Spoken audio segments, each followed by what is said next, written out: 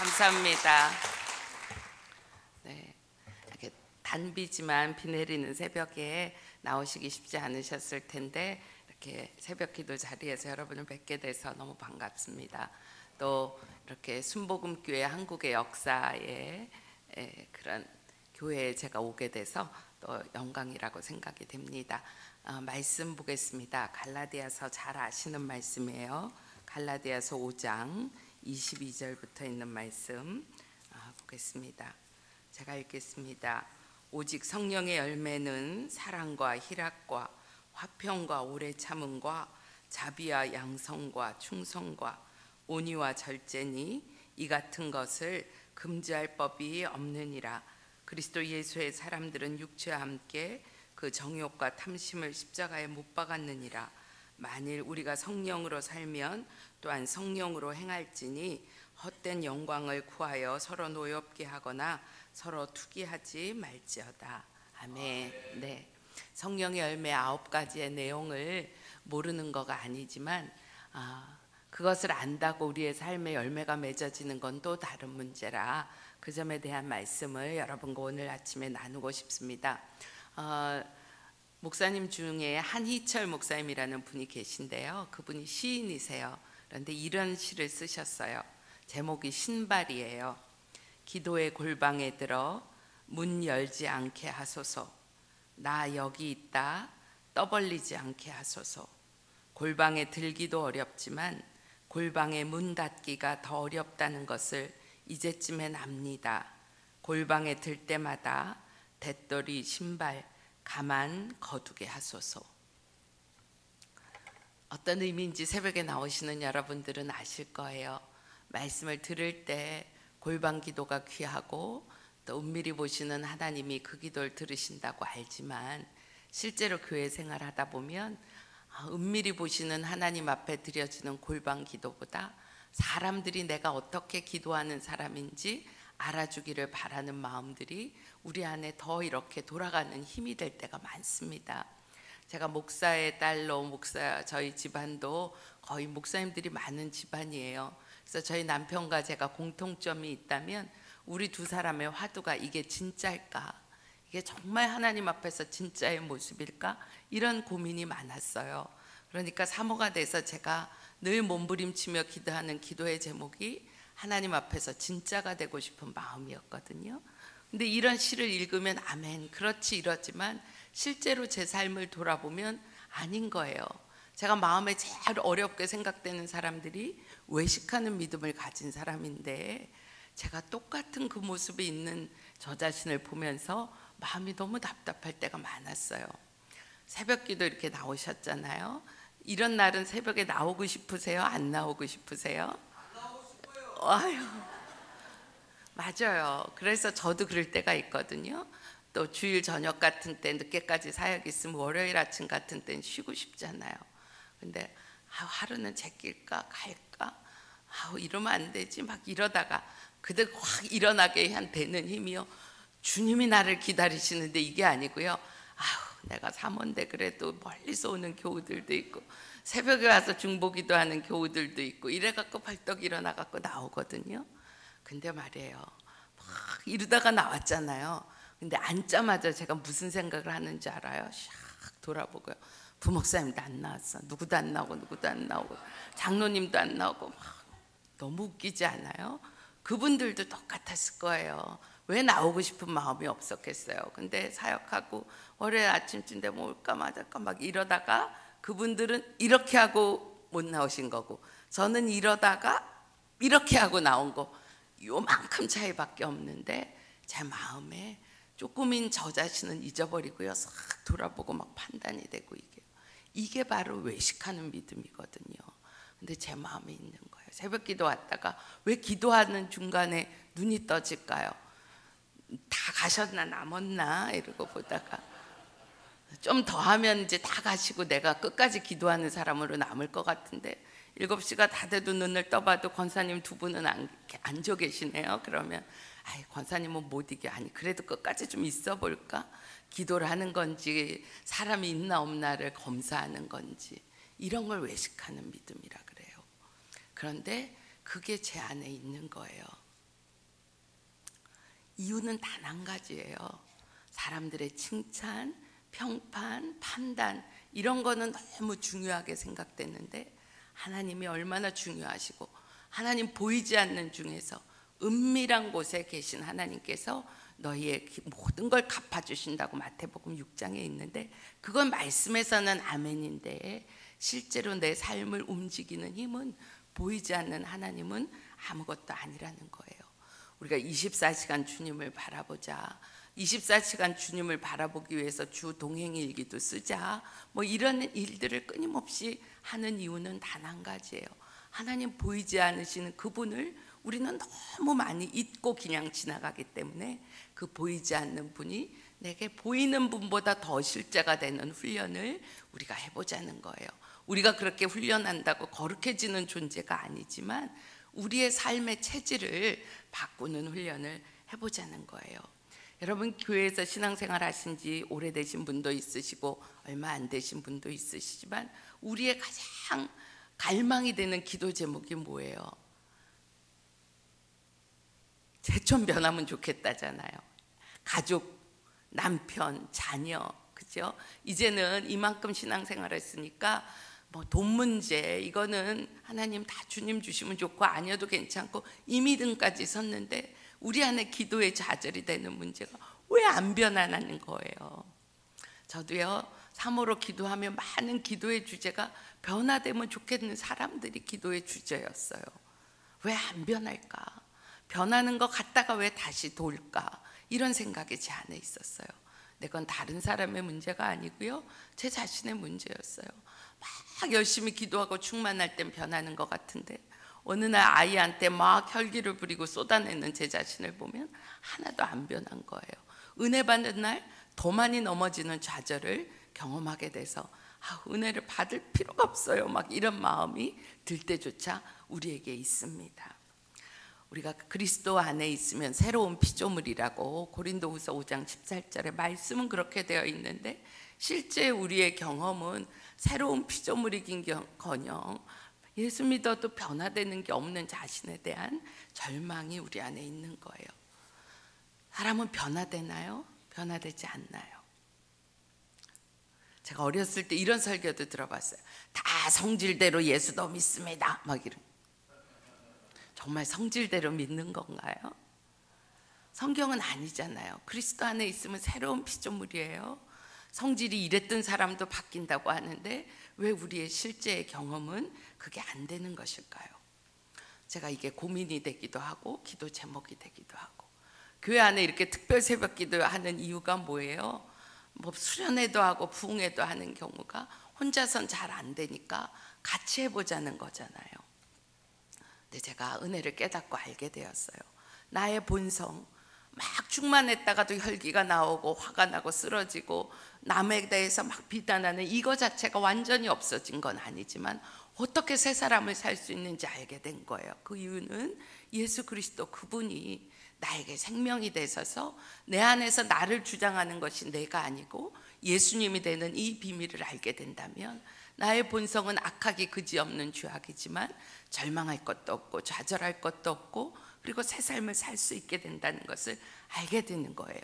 오늘 우리가 갈라디아서 5장 22절 3절 말씀을 읽었어요. 성령 열매가 뭐지요? 그러면 여러분 다 생각하실 거예요. 사랑과 희락과 인내와 화평과 충성과 다 말씀하실 수 있어요. 근데 여러분 삶에 그 열매가 있냐 그러면 잘 대답이 안 돼요. 이유는 우리가 열매를 맺으려고만 했지 실제로 열매를 맺어주시는 분이 주님이시라는 거가 우리 안에서 명확하지 않았어요. 여러분 나무에 사과나무의 가지는 얼마나 노력을 해야 사과 열매를 맺을 수 있을까요? 네. 여러분을 웃겨주시려고 이렇게 얘기를 해주셔서 너무 감사해요. 가지가 어떻게 많은 열매를 맺기 위해서 노력할 수 있겠어요? 가만히 그냥 가지는 나무에 붙어 있는 것밖에 하는 일이 없잖아요. 그런데 가을이 되면 사과 열매가 맺혀요. 그 얘기를 성경은 뭐라고 말하고 있어요? 나는 포도나무고 너희는 가지인데 너희가 내 안에 거하면 열매를 많이 맺나니. 귀에 못이 박이도록 들은 말씀인데요. 이 말씀이 우리에게, 그 말씀은 있는데 주님 안에 거하면 열매를 많이 맺는다는 게 뭔지 명확하지가 않아요. 이게 성령의 열매거든요. 포도나무 열매뿐 아니고 성령의 열매인데, 성령의 열매는 맺으려고, 사랑의 사람이 되려고, 인내의 사람이 되려고 노력을 해서 되는 게 아니고 가만히 있어도 맺힌다는 거예요. 와우, 어떻게 맺혀요? 그리스도 안에 있으면 맺힌다는 거예요. 근데 그리스도 안에 있는 걸 어떻게 그리스도 안에 있냐, 그것을 제가 오늘 말씀드리려고 하는 거예요. 여러분, 노력해서 맺어지는 게 열매가 아닌다고 그랬잖아요. 제가요, 얼마나 노력해서 열매를 맺으려고 기도도 열심히 하고 금식도 하고 해봤어요. 그런데 하면 할수록 제 안에 좌절만 생기는 거예요. 제가 사랑의 사람이 되려고 얼마나 하나님 제가 사랑의 사람이 되게 해주세요 기도했지만 제가 사랑이 없는 사람인 거예요. 그래서 어느 날 제가 울며 불며 저희 목사님, 누굴까요? 저희 남편에게 가서 여보, 나는 사랑의 사람이 되길 원하는데 내게는 사랑이 없는 것 같아요 막 이러고 고백을 했어요. 그랬더니 저희 남편이 아니야 여보, 당신만큼만 해도 잘하는 거지, 당신만큼만 하는 사모 있으면 나와보라 그래, 이래줘야 되잖아요 남편이면. 근데 이 남편이 저한테 뭐라 그러냐면 그래, 당신에게는 사랑이 없지 이러는 거예요. 제가요 울다가도 정신이 번쩍 나고 기분이 나빠졌어요. 근데요, 그게 맞는 얘기예요. 제 안에는 사랑이 없어요. 그러니까 사랑이 나올 수가 없는 거죠. 너무나 정확한 얘기였어요. 제가 한 번은 또 울며 불며 여보, 나는 성령 충만한 사람이 되기를 원하는데 내게는 성령 충만함이 없는 것 같아요. 암만 기도해도 주님은 내게는 성령 충만함을 안 주시는 것 같아요.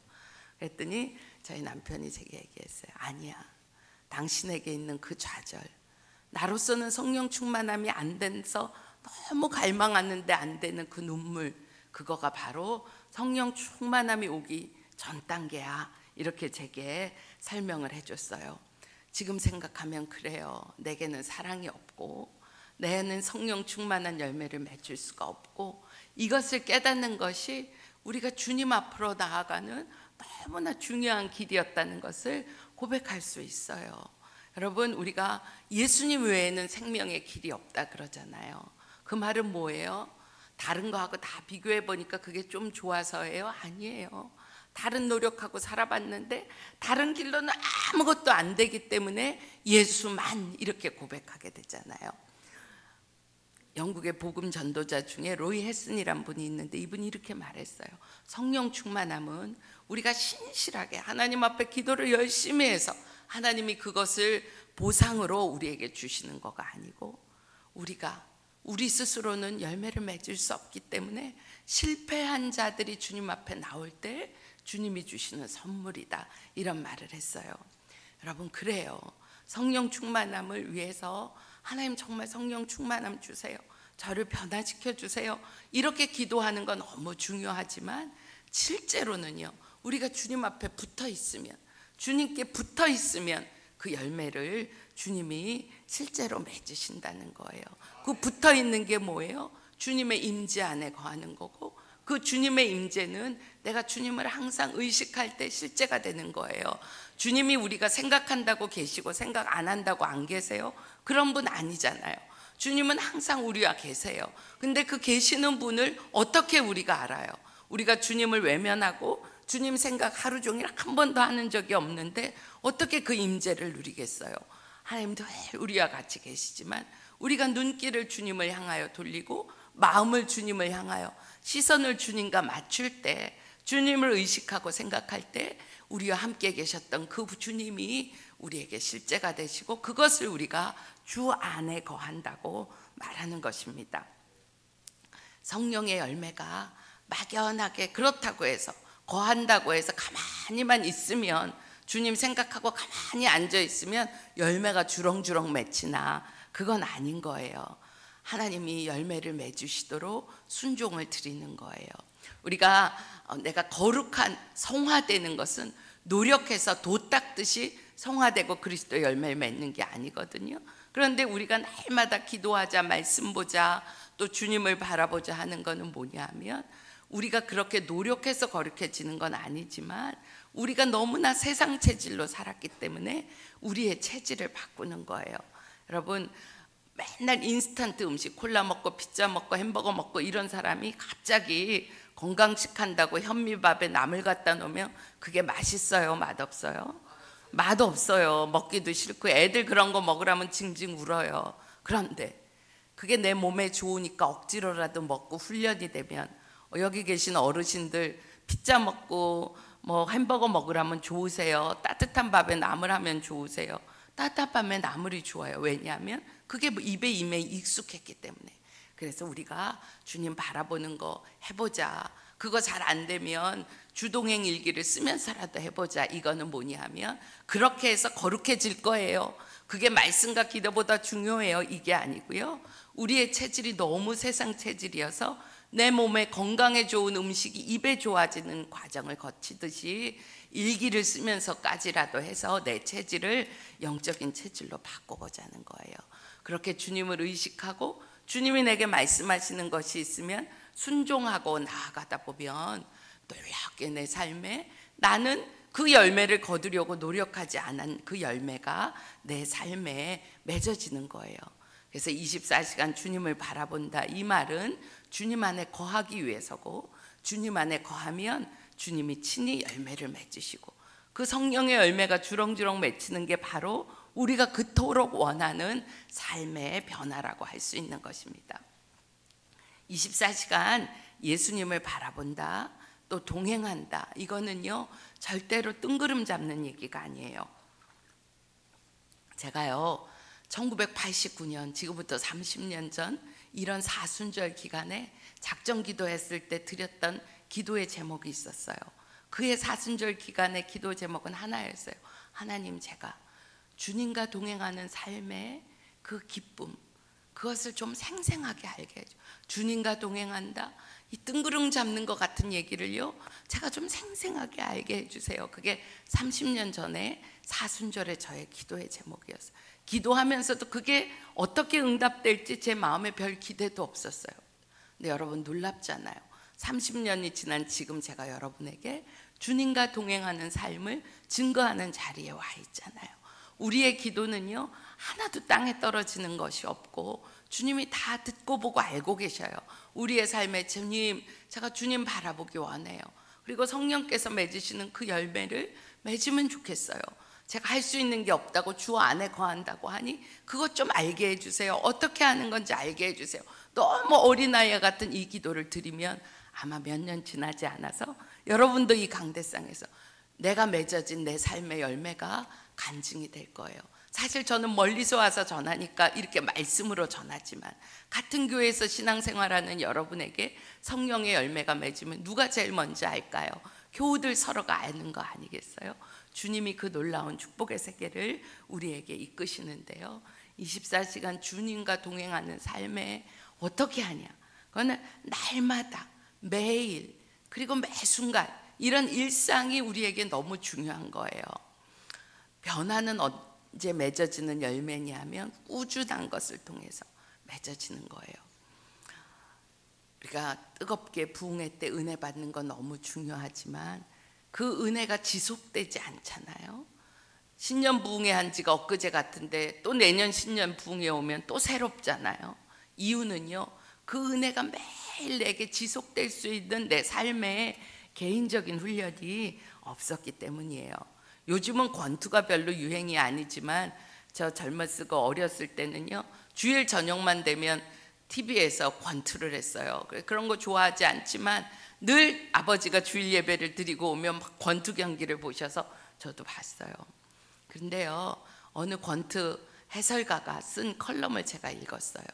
권투 선수는 시합을 하게 되면 이 사각 링 위에 올라가기 전에 자기가 그 시합에 질지 이길지를 다 안대요. 링 위에 딱 올라가 보면 내가 오늘 이기겠구나. 하룻강아지 같은 신인 선수도 딱 올라가 보면 안 돼요. 자기가 챔피언 벨트를 가지고 있는 사람도 딱 올라가 보면 오늘 내가 지겠구나, 이런 느낌이 온다는 거예요. 무슨 예지 능력이 있어서가 아니고 딱 올라가면 아는 이유가, 권투 선수의 승패는 사각 링 위에서 결정되는 게 아니고 그 선수가 살아온 매일의 삶이 결정한다는 거예요. 아무리 챔피언 벨트가 있어도 그냥 뭐 엉터리로 살다가 갑자기 그냥 시합날 안 뜨고 개체량 통과하기 위해서 땀복 입고 막 겨우 체중을 맞춰서 통과하고 나면 오늘 지겠구나 이런 마음이 온대요. 근데 신인 선수라고 해도요, 매일 운동을 하고 훈련을 아주 열심히 하면 딱 쓰면 오늘 이기겠구나 이런 자신감이 온다는 거예요. 근데요, 하나님이 만든 법칙이요, 운동 따로, 영적인 것 따로, 건강 따로 이루지 않아요. 운동하는 일도 꾸준히 해야 어떤 성과를 맺고, 하다못해 다이어트 하는 일도 운동을 꾸준히 하고 음식 조절해야 체중이 1kg라도 줄고 그러잖아요. 외국어 하는 사람 어떻게 해요? 아무리 외국어의 대가, 국가 수반에 통역을 하는 정상회담 통역하는 사람도요, 최하영 교수가 쓴 인터뷰 기사를 보니까 그래요. 그분은 불어 통역은 우리나라의 최정상이었는데 지금은 이제 연세가 드셨지만요, 하루에 3시간씩 연습을 한다는 거예요. 뭐 굉장한 피아니스트 어떻게 할까요? 도래도래 배우는 애가 안 해, 엄마가 하라 그래도 안 하지요. 대가들은요, 하루에 3시간, 5시간, 10시간씩 연습해요. 영적인 거 똑같아요. 어떻게 부흥회 때 한번 뜨끈하게, 뻑적지근하게, 강하게 이렇게 역사하고 나머지 나의 삶을 변화될 수 있게 바라겠어요. 매일 꾸준히 말씀 읽고 기도하는 삶이 아주 밋밋한 것 같아도요, 매일매일 변화되는 지속되는 이 일이 변화되는 일에 가장 중요한 거예요. 저희 아이가 이제 작은 아이가 이제는 대학을 졸업했는데 중학교 때 치아 교정을 했거든요. 그런데 이제 치아 교정 3년 했지요. 빼고 또 교정기 끼고 지났지요. 지금 뭐 거의 중학교 졸업하고 한 10년 가까운 세월이 지났는데도요, 지금도 가끔씩은요 밤에 이 교정기를 끼고 자요. 이거 안 끼면 어떻게 되냐? 다시 원위치로 이가 돌아간다는 거예요. 여러분, 요만한 이빨 하나요, 그거 돌려갖고 3년씩이나 묶어두고 밤마다 묶어두고 이러는데도요, 얘가 다시 돌아가는 힘이 그렇게 크다고 한다면, 세상에 찌들어갖고 30년, 40년, 50년 살아온 나의 습성이 뜨겁게 충만하게 한 번 기도해갖고 부흥회 한 번 해갖고 어떻게 바뀌겠어요?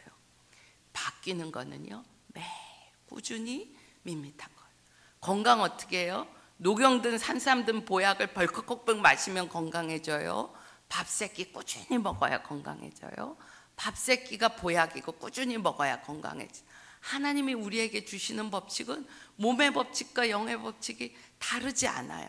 그 꾸준함이 있도록 하는데, 나 혼자 하면 마음이 결심했다가도 쓰러졌다고도 하니까 이렇게 새벽기도 같이 하잖아요. 아이고 장로님 안 오셨더라고요, 이런 소리 안 듣고 싶어서라도 막 나오게 되잖아요. 서로가 우리에게 너무너무나 소중해요. 내가 그런 마음으로 나올지라도 그 자리를 계속 지키게 해주는 힘, 그것이 날마다를 지속해서 새벽기도 나와야지 하다 못했는데 이렇게 일주일 같이 하다 보니까 다음 주일에 수월하게 할 수 있는 힘을 우리에게 주시는 거잖아요. 성경에 보면 모든 것이 날마다를 지속했던 힘이에요. 여러분 다니엘서 아시죠? 다니엘이 느부갓네살 신상에게 절하지 않기로 작정했잖아요. 그런데도 매일 예루살렘을 향하여 문을 열어젖히고 기도했잖아요.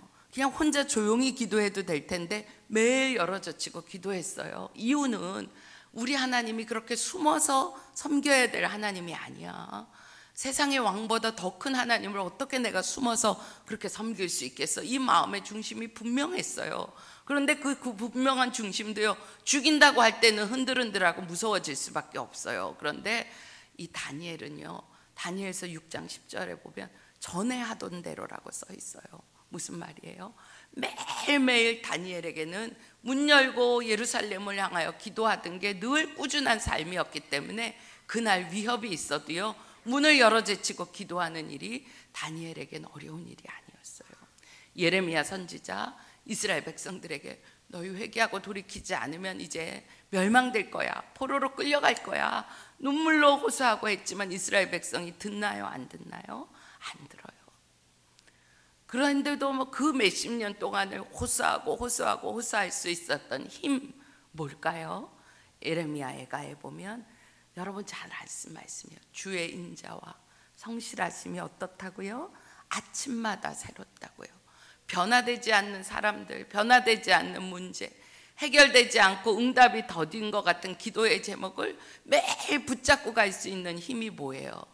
아침마다 하나님 언제 해결해야 돼요? 언제 우리 아들 돌아올 거예요? 이 자리에 와서 기도하는데 눈물을 쏟았다가도 기도하고 일어날 때는 주님이 듣고 계신다는 게 너무 분명하고 그 주님이 나의 아버지라는 게 내 마음에 너무 오니까 그 힘으로 또 하루를 견디는 게 아니겠어요? 다니엘은 아침마다 새로운 주의 인자하심과 성실하심이 예레미야의 심령을 붙잡았기 때문에 변화되지 않는 이스라엘을 43년 동안이라도 그 예언의 메시지를 붙잡고 갈 수 있었던 것이죠. 그래서 매일매일 꾸준하게 나아가는 거가 너무너무나 중요한 겁니다. 여러분, 우리의 일상을 일기를 쓰거나 사람들 앞에 내놓을 때 무슨 그런 극적인 일이 매일매일 일어나겠어요? 다 볼품없는 일이고요. 그냥 아침 밥 먹고 회사 갔다가 공장 갔다가 집안일 했다가 뭐 이런 거밖에 없는 것 같아요. 그런데 그 일상을 매일 꺼내놓는 이유는 주님의 빛이 내 일상에 비춰져서 내가 매일매일 쓰러지고 넘어지는 걸로 끝나지 않고 다시금 빛 가운데 주님 앞으로 나올 수 있는 힘을 주시고 그렇게 매일매일 이어지는 삶이 내 삶의 변화를 이루기 때문에 그렇습니다. 저희 사모님 중에 한 분이 제가 이렇게 영성일기를 같이 우리 부목사님 사모님들하고 쓰는데 그런 고백을 했어요. 나 작심삼일밖에 안 되는 존재다. 정말 하나님 앞에 믿음으로 결단하고 했는데도 또 쓰러지고 새벽기도 빠지게 되고 혈기 부리고 아이한테 야단치고 남편에게 화내고 정말 이런 고백을 어느 날 일기에 올라왔어요. 나 이거밖에 안 돼. 작심삼일이야 나는 정말. 그래서 제가 그날 그 일기 밑에다가 댓글을 달아줬어요. 사모님, 우리는요 작심삼일도 안 되는 존재예요. 우리에게는 작심 하루에 무한 반복이 있을 뿐입니다. 그렇게 달아줬어요. 하루 했다가 쓰러지지만 또 그 자리에서 힘내고 가고 또 힘내고 가고 그것만 우리의 할 일이에요. 변화는 주님이 시켜주실 거고 열매도 주님이 맺어주실 거니까 그래요.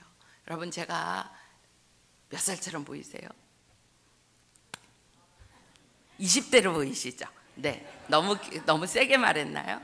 제가 이제 환갑이에요. 그런데 60평생을 살아오면서 제가 믿음을 지키고 하나님 앞에 잘한 거가 있다면 단 하나예요. 100번 넘어졌을 때 101번째 일어났고 수도 없이 많이 넘어져서 셀 수 없지만 10,000번을 넘어져도 100,000번을 넘어져도 그 넘어진 그 다음에 한 번 더 일어난 거, 그것만 제가 한 거예요.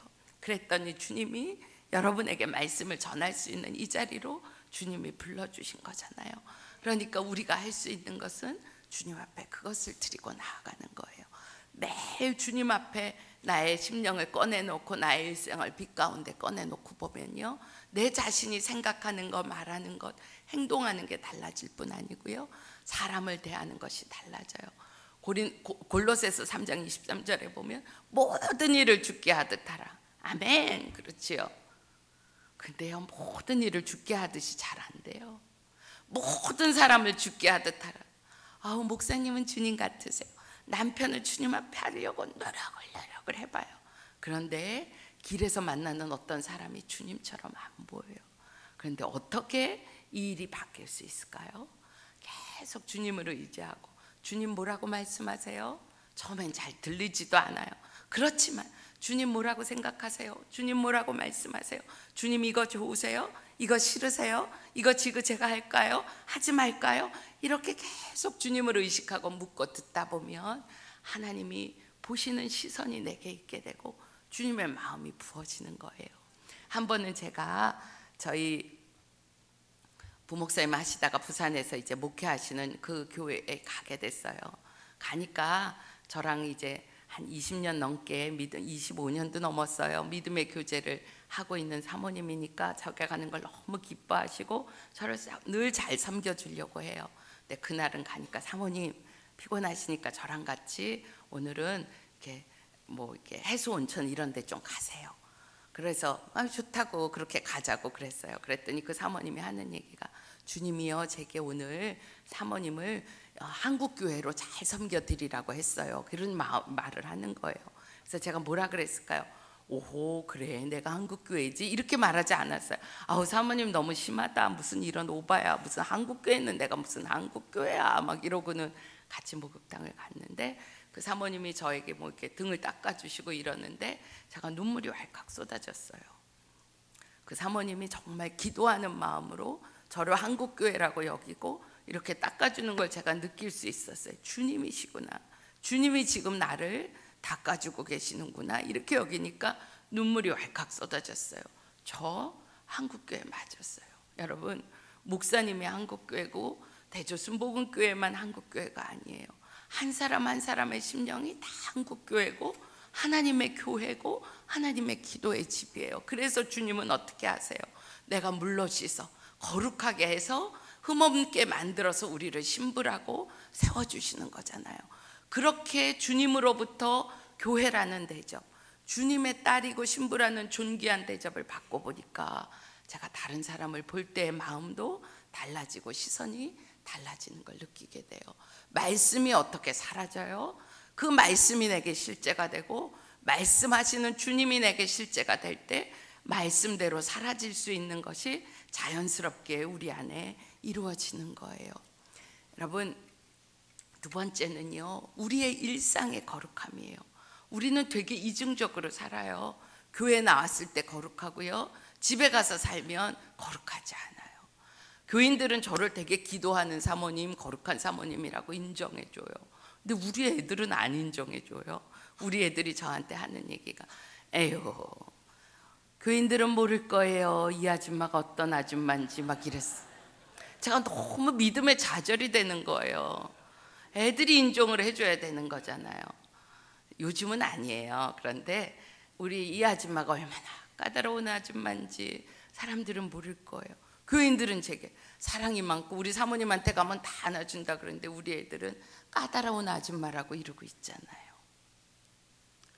그건 뭘 말해요? 일상의 거룩함이 제게 없는 거예요. 기도할 때, 교인들 볼 때 거룩하지만 밥하는 나, 청소하는 나, 아이들한테 말하는 나는 거룩하지 않은 거예요. 제가 이 문제가 어떻게 해결됐을까요?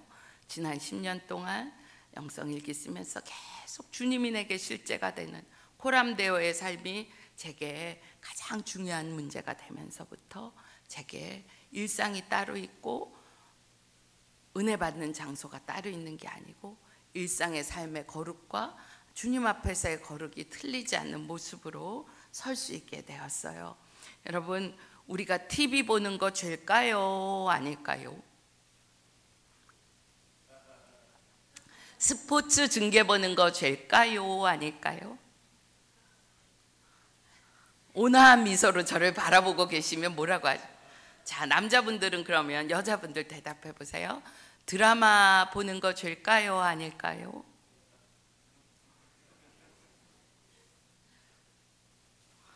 죄라고 하면 오늘부터 안 봐야 되잖아요. 그래서 저는 입을 꼭 다물고 있겠어요. 이런 표정으로 앉아 계신 분들이 몇 분 계셨어요.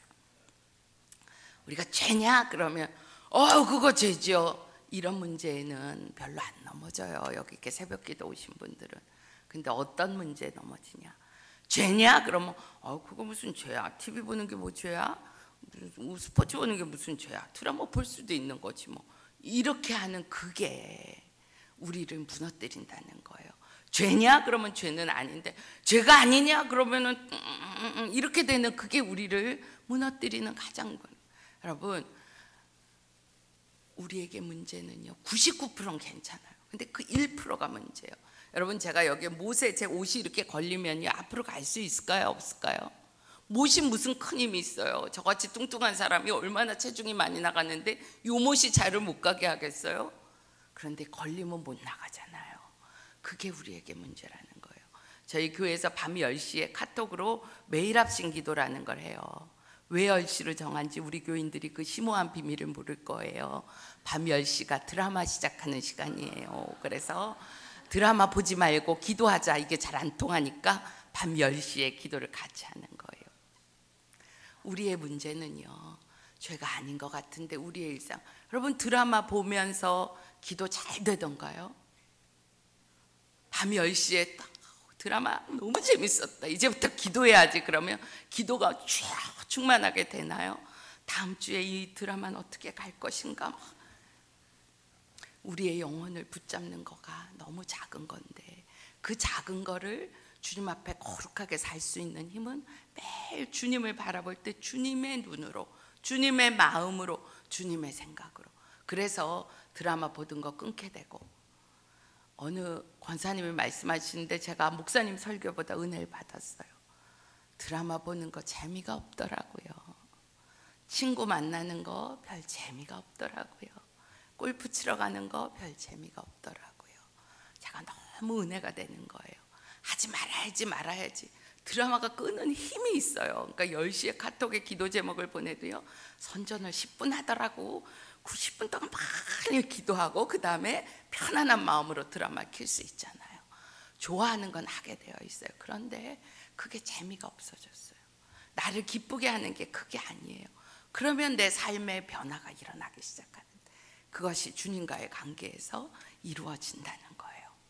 그 다음에 우리가 주동행일기를 쓰자, 24시간 주님을 바라보자. 그러면 우리의 삶에 변화가 되는 게 있어요. 일기를 뭐 주동행일기, 예수님 동행일기, 영성일기 뭐라고 해도 되고요, 감사일기도 하고 순종일기라고도 할 수 있어요. 왜냐하면 주님을 바라보는 삶의 문제, 그 가장 핵심은 돛 닦고 앉아서 주님 이러고 생각하는 게 아니고요, 주님을 생각해서 계속 주님 앞에 순종을 드리는 거예요. 여러분, 생명이 있으면 그 생명 안에는요, 열매가 이미 들어있는 거예요. 사과나무가 언제 열매를 맺어요? 가을에 맺어지지만 사실은 봄에 새싹이 나오는 그 생명 속에 사과나무의 열매가 다 들어있는 거예요. 골로새서 1장 6절에 뭐라고 하시냐면, 주님이 어떤 분이시냐, 열매를 맺어 자라게 하신다 그랬어요. 잘 자란 다음에 열매가 맺는 게 아니고, 정말 어린 나무에도 그 생명 안에는 열매의 씨앗이 들어있는 거예요. 그러니까 여러분이 순종을 드리다 보면 너무 요만한 열매, 남들한테 말하면 창피한 열매가 맺어지는데, 그 순종의 열매를 계속 순종하면서 붙잡고 나아가면 주님이 탐스러운 무화과 열매, 극상품의 무화과 열매를 맺는 역사를 주님이 행하실 수 있다는 거예요.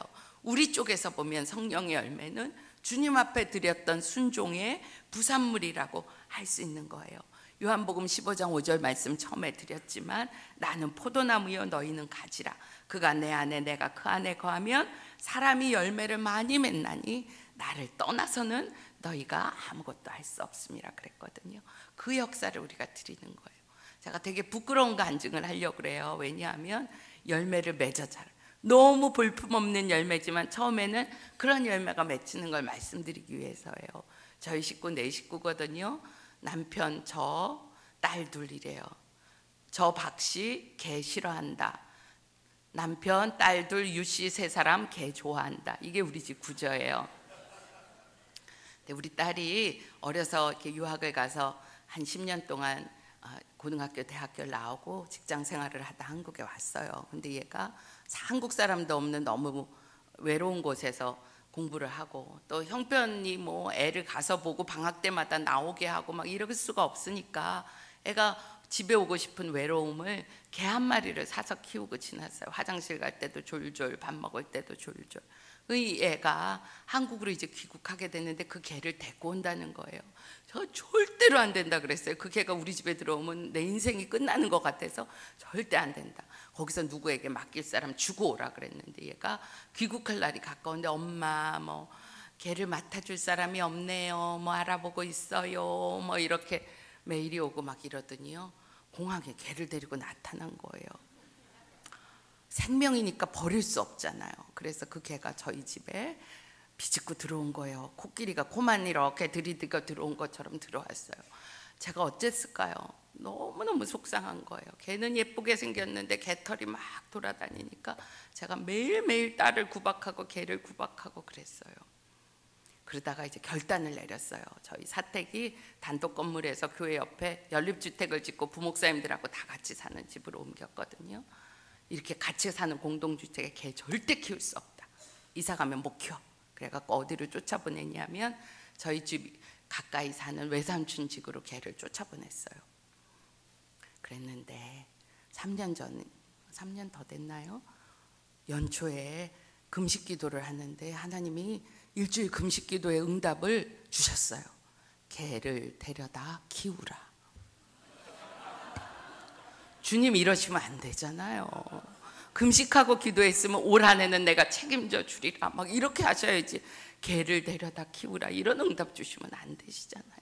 그런데 제가 주님으로부터 온 거라는 걸 너무 알게 됐어요. 왜냐하면 제 본성을 거스러야 되는 거니까. 그래서 가만히 있으면 아예 안 해도 되지 이렇게 마음이 내려갈까 봐 그날 일기에 얼른 사모님들에게 주님이 이런 마음을 주셔요, 순종하기 싫어요 이렇게 고백했어요. 그리고 우리 딸들을 불렀어요. 그리고 딸들에게 얘기했어요. 오늘부터 나나를 집에 다시 데려와도 돼. 우리 애들은요 막 눈이 이렇게 돼갖고 이게 뭔 일인가 싶었어요. 제가 그렇게 말했어요. 주님이 나를 아무 조건 없이 받으신 것처럼 나도 너희가 원하는 걸 조건 없이 받을 거야. 예전엔 그랬거든요. 너희가 머리카락이 이렇게 집에 돌아다니는데 개털 돌아다니는 걸 치울 애들이 아니에요. 그러니까 그거 안 돼요. 이래서 안 돼요. 저래서 안 돼요. 그리고 엄마는 개를 거부하는 거지 너를 거부하는 게 절대 아니에요. 막 이랬어요. 근데 그 말을 한 그날 우리 딸이 제 평생에 본 눈물보다 더 많은 눈물을 하염없이 흘렸어요. 저는 그 아이에게 엄마가 너를 안 받아주는 게 아니고 걔만 안 받아준다고 했지만 우리 딸의 마음의 깊은 곳에는 엄마로부터 받는 거절감이 있었던 것 같아요. 나는 그게 걔였지만 우리 딸에게는 외로운 10년을 함께 해준 가족이었어요. 그래서 눈물을 하염없이 흘렸어요. 그 이후에 우리 딸들이 개털을 잘 치웠다 이런 아름다운 해피엔딩은 아니에요. 지금도 걔는 막 이런 마음이 들게 개털을 풀풀 날리고 집에 돌아다녀요. 그런데 제 마음에 속상하기도 하지만 아무런 그것이 아이와 관계가 끊어질 만한 중요한 문제는 아니에요. 제가 이 얘기를 하고요 막 이런 얘기 간증할 때 막 눈물까지 나요. 정말 부끄럽고 진짜 웃겨 죽겠어요. 그런데 제가 이걸 창피하지만 말씀드리는 건 순종은 처음에는 이렇게 작은 거예요. 저희 딸하고 저하고 관계가 나쁘지 않았어요. 그런데 그 다음에 저희 딸에게 맺어지는 삶의 열매와 저와의 딸 사이의 깊은 연합과 딸과 주님과의 깊은 연합이 말할 수 없이 달라졌어요. 제가 그것을 미리 기대했다면 아마 걔를 1년쯤 전에 더 먼저 데리고 왔어요. 숨겨도 하는데 걔나 못 키우랴 이랬을 거예요. 그런데 저는 기대함이 없었어요. 그저 주님께 부끄럽지만 작은 순종을 드리기 원해서 했던 것뿐인데 주님이 열매를 맺으시는 거였어요. 2년 전에 작년 1년 반쯤 전에 저희가 호주로 이 세미나를 하러 갔어요. 저희 시어머니가 혈액암으로 위중한 상태였는데 또 노인이니까 또 그렇게 몇 년을 지나셨는데 세미나 하러 도착하자마자 어머니가 돌아가셨다는 연락이 왔어요. 아침 새벽에 시드니에 떨어졌는데 저녁 6시에 어머니 돌아가셨다는 연락이 온 거예요. 자, 세미나를 접고 돌아가야 될까요? 저희가 맏아들내외인데 아니면 그냥 죽은 자의 장사는 죽은 자들에게 맡기고 나는 주의 길을 가리라 가야 될까요? 마음이 너무너무 산란스러운 거예요. 기도하다가 하나님께서 주신 마음이라고 여겨지는 순종이 있었어요. 저는 돌아가서 장례를 치르고 그리고 제가 할 강의는 영상으로 대체하고 목사님은 거기서 남아서 끝까지 세미나라 집회를 감당하셨어요.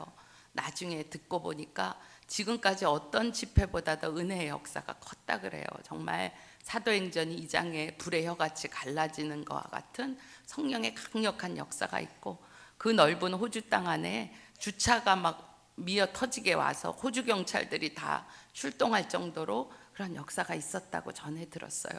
근데 너무 감사하죠. 근데 하나님이 이런 순종을 드리니까 역사를 주셨구나 이렇게 생각했어요. 근데 그날 남편이 귀국해서 저한테 쪽지 하나를 줬어요. 어느 교인이 쓴 편지였어요. 그 편지엔 이렇게 써였어요. 목사님, 한국으로 돌아가시지 않고 집회해 주셔서 너무 감사해요. 우리 교민들은요, 가족이 죽어도 고국에 갈 수 없을 때가 많아요. 장례에 갈 수 없을 때가 많아요.